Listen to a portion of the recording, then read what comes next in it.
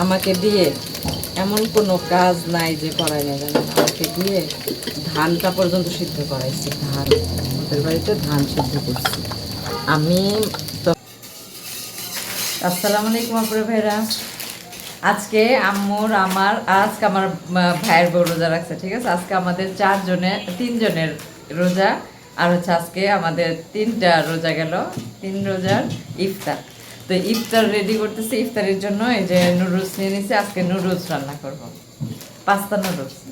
তো দেখতে থাকুন কিভাবে রান্না করি, চলুন যাই। তো আমি প্রথমে পাস্তাটা সিদ্ধ দিছি। পাস্তাটা আমার সিদ্ধ হয়ে গেছে প্রায়। এখন নুডলসটা আমি ভেঙে ফেলছি। হ্যাঁ, একটু শরবত বাড়ায় দিও। 3 মগ না, 4-4.5 মগ দিও। তুমি অত খাবে না? আচ্ছা, তাহলে 4 মগ দিও, আমি 1 মগ খাই।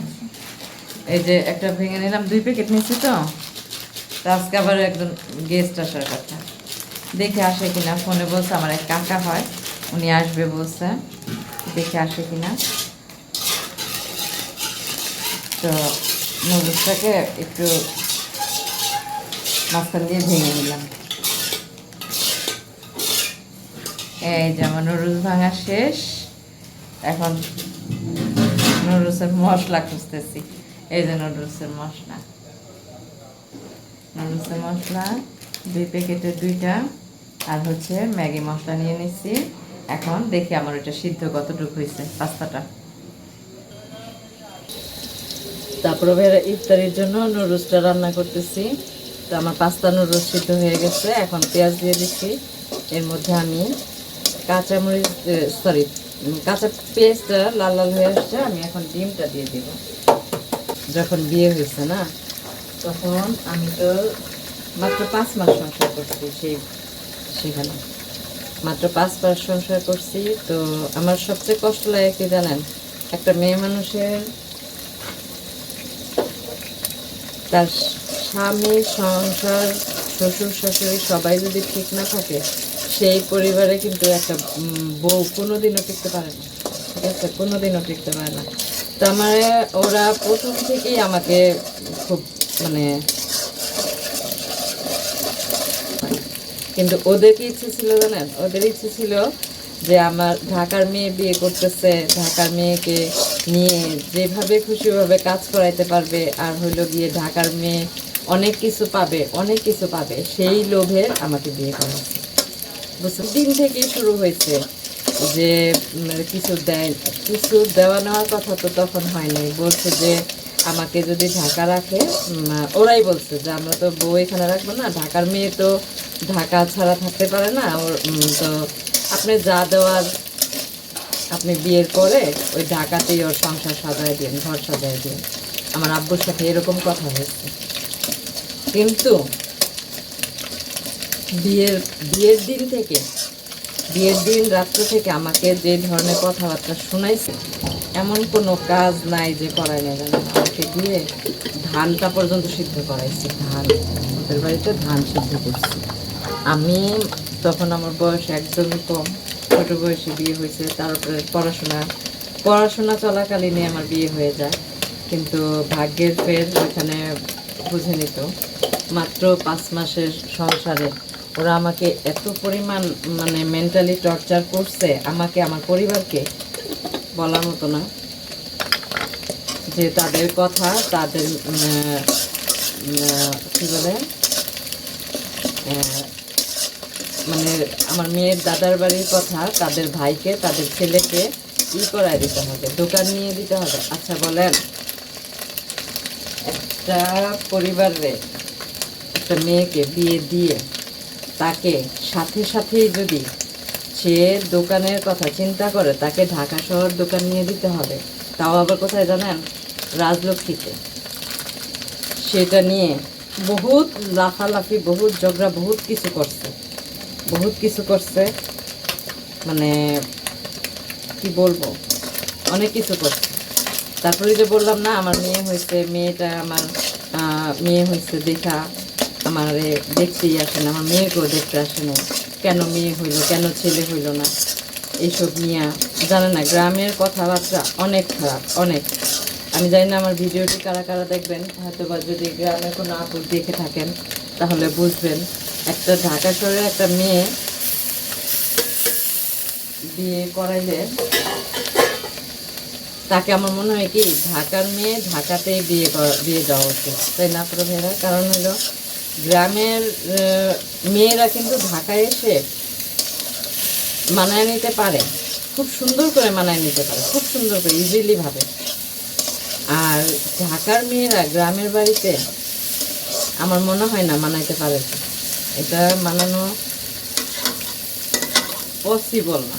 কারণ কি জানেন, ওখানে তো ধান সিদ্ধ করতে, তারপর হচ্ছে কখনোই পারবে না, কখনোই না। আমি একদম গ্যারান্টি দিয়ে বলতে পারি ওই মেয়েটার দ্বারা কোনোভাবেই সম্ভব না তার ওই গ্রামে যে এসব কাজ করার। এটা কিন্তু অহংকারের কথা না, এটা হচ্ছে একটা হচ্ছে পারিপার্শ্বিক ব্যাপার আছে।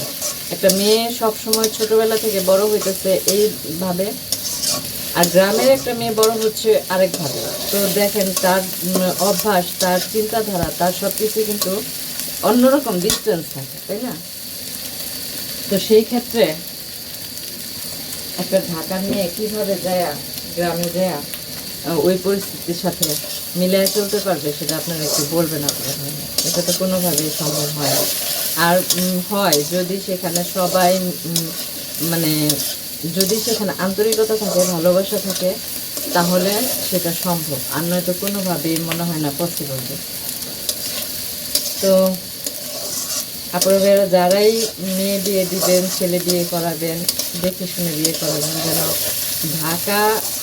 ঢাকার মেয়েকে ঢাকাতেই বিয়ে হইতে দিবেন। ঢাকার মেয়েকে ঢাকাতে রেখে দেওয়া ভালো। আর গ্রামের মেয়েরা এসে ঢাকায় সুন্দরভাবে চলতে পারে, কিন্তু ঢাকার মেয়ে পারে না। তো আমার মূল সমস্যা ছিল আমার কাছে ওরা মানে তাদের ছেলে আরেকটা চিটিং করে আমার বিয়ে করছে, বলছে যে সে মানে কি বলে চাকরি করে না, ব্যবসা করে, তাদের ব্যবসা ছিল। হ্যাঁ ব্যবসা ছিল, তার ওই লোকের দুই ভাইয়ের ব্যবসা ছিল, ওই লোকের কোনো ব্যবসা ছিল না। ঠিক আছে, ওই লোকের কোনো ব্যবসা ছিল না, যে কারণে আমাদের কাছ থেকে নিতে চাইছে। আমার বাবা তাদের ব্যবসার জন্য টাকা দিতে বলছিল আব্বু, যে ঠিক আছে, ওই লোকেরা বলছিল যে তুমি দোকান দেখো, আমি তোমারে করে দিই, সব কিছু করে দিই, ব্যবস্থা করে দিব, আমি ব্যবস্থা করে দেবো, তুমি দোকান দেখো। না, তাকে রাজলক্ষ্মী দোকান নিয়ে দিতে হবে। বলেন এটা কী ধরনের টর্চারিং? এর জন্য জানেন না, আমাদের বাসায় পুরান ভাড়াটিয়া ছিল, এদের সামনে কি পরিমাণ ঝগড়া,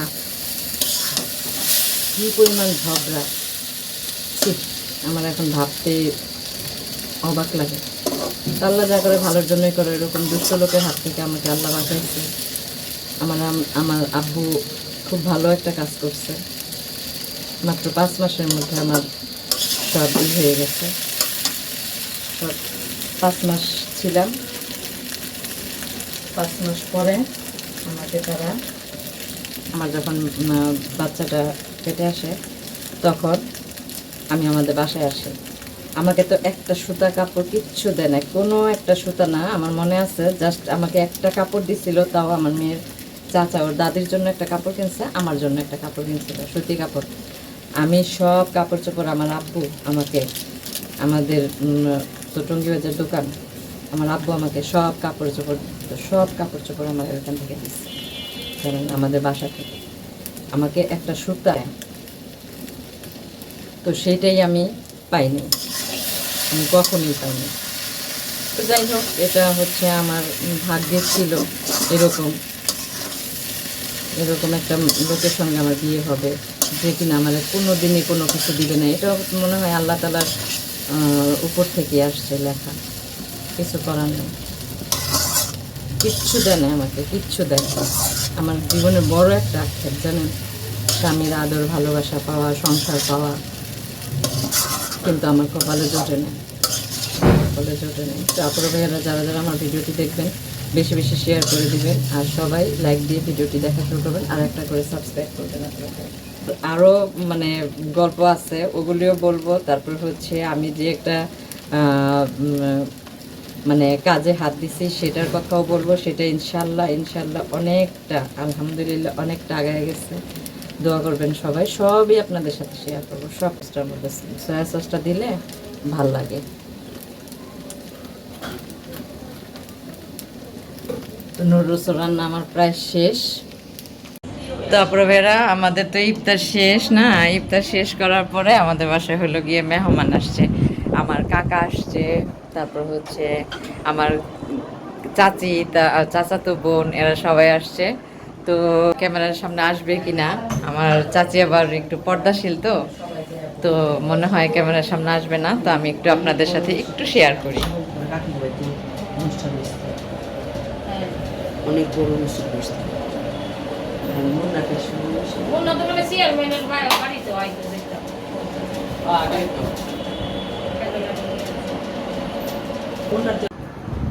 তারপর ভাইরা মেহমান আসছিল, মেহমানরা তো চলে গেছে। আমার কাকি কাকা তারপর হচ্ছে আমার চাচাতো বোন আসছে, ওরা চলে গেছে। তো চলে যাওয়ার পরে এখন ছিলাম তো রোজা, তো এখন লেবু চিপড়েতেছি না, কিসের মধ্যে চিপড়েতেছি দেখেন। এটা হচ্ছে এই ছোলা বুট নিচ্ছি, টমেটো নিচ্ছি, আর হচ্ছে ডিম নিয়ে পেঁয়াজ আর হচ্ছে কাঁচামরিচ দিয়ে এটাকে মাখাইছি, সাথে বিট লবণ দিচ্ছি। তো রোজা থাকি সারাদিন, একটু তো শরীরে এনার্জির দরকার আছে, তাই না? তো এনার্জি ফিরে পাওয়ার জন্য এখানে সবাই খাচ্ছে, আমার ভাইয়ের বউ খাচ্ছে, আমি খাচ্ছি, আমার মেয়ে খাচ্ছে, সবাই আমরা একসাথে খাচ্ছি। তো মনে হচ্ছে সেই স্বাদ হবে, সেই মজা হবে। তো তো খাইতেছি, বিসমিল্লাহ।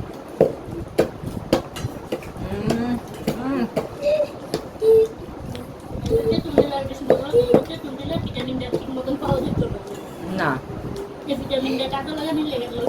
অনেক টেস্টি, অনেক। আপনারা ভাইরা এভাবে ছোলাটা খাবেন সারাদিন রোজার পরে, এভাবে ছোলাটা খেলে অনেক উপকার, অনেক। কোনো মশলাপাতি জিনিস, জাস্ট আমি ছোলাটাকে লবণ দিয়ে সিদ্ধ করা হয়েছে, আর হয়েছে এখন আমি বিট লবণ, কাঁচা পেঁয়াজ, কাঁচামরিচ, ডিমটা কেটে কেটে দিছি সিদ্ধ করে, আর হচ্ছে টমেটো দিছি।